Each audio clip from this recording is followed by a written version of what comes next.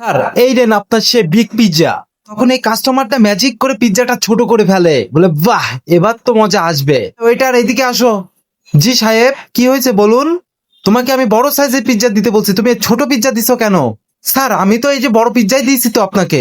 কি ব্যাপার, এটা তো সেই ম্যাজিশিয়ান যে হলো এক তুড়িতে এখান থেকে গায়েব হয়ে যায়, এর মজা দেখাচ্ছে আমি। তুমি যাও এখনই বড় সাইজের পিৎজা নিয়ে আসো। আগে এটা তো খেয়ে নি, না না এটা পরে খাবো, এটা ঢেকে রাখি এখন, পরে দেখাবো এদের মজা। মালিক মালিক, সেই ম্যাজিশিয়ান আসছে এক তুড়িতে যে গায়েব হয়ে যায়, এর আগে যেটা করছিল আমাদের সাথে। ওই চলো তো। না মালিক, আগে যেতে হবে না আপনার, যা করার আমি করব। শোনেন আপনি কি করতে হবে, ও এক তুড়িতে চুটকির মাধ্যমে গায়েব হয়। তাহলে ওরে কিভাবে কি করা যায়?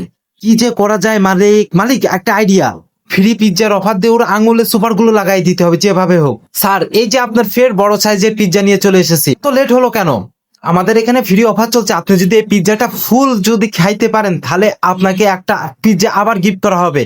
বলতে থাকে এটা কোনো ব্যাপারই না, আমি এখনই সব পিৎজা খেয়ে ফেলছি, তুমি আমার গিফটটা নিয়ে আসো। এটা নিয়ে চলে আসে, বলে ঠিক আছে আমি আসি এবার। মহাজন বলে কই যাচ্ছ, তুমি এখানে দাঁড়াও, আগে পিৎজার বিলটা দাও। যার বিল না, আমি এক তুড়িতে চলে যাবো এখান থেকে। কি ব্যাপার, আমার হাত খুলছে না কেন? হ্যাঁ তুড়ি দাও তুমি এবার দেখি, এর আগেও তুমি এমন করছো, মারো ওকে ধরে।